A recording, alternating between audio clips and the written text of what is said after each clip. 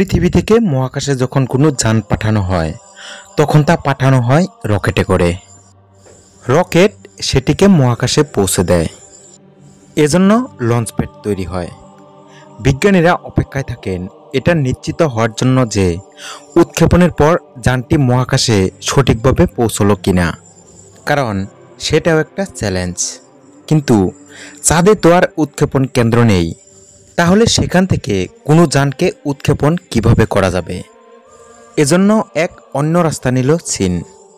চীনের চাংই 6 মিশনে চাঁদের দক্ষিণ মেরুর কখনো না পৌঁছানো স্থানে পৌঁছে চীনের আরোহী যানটি খনন শুরু করে।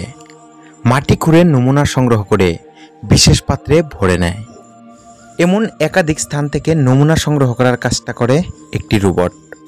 ড্রিল করা, নমুনা বিশেষ পাত্রে ভরে ফেলা সবই করে রোবট। এরপর সেই আরোহী যানকে চাঁদের মাটি থেকে ফের চাঁদের কক্ষে থাকা অরবিটার রিটার্নের দিকে উৎক্ষেপণ করে ল্যান্ডারটি সেক্ষেত্রে লঞ্চপ্যাডের কাজ করে। আরোহী যান পৌঁছে যায় চাঁদের কক্ষে ঘুরতে থাকা অরবিটার রিটার্নারের কাছে। তারপর সেখান থেকে নমুনা বিশ্বের মাটিতে ফেরার কথা, তবে তার জন্য একটি সময় লাগবে। কক্ষে পাক খেতে খেতে এই অরবিটার রিটার্নার একসময় পৃথিবীর দিকে যাত্রা শুরু করবে। তারপর পৃথিবীর বায়ুমণ্ডলে প্রবেশ করবে চাঁদের নমুনা নিয়ে রিটার্নার।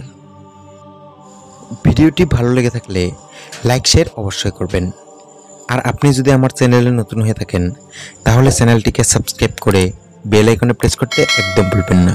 ধন্যবাদ।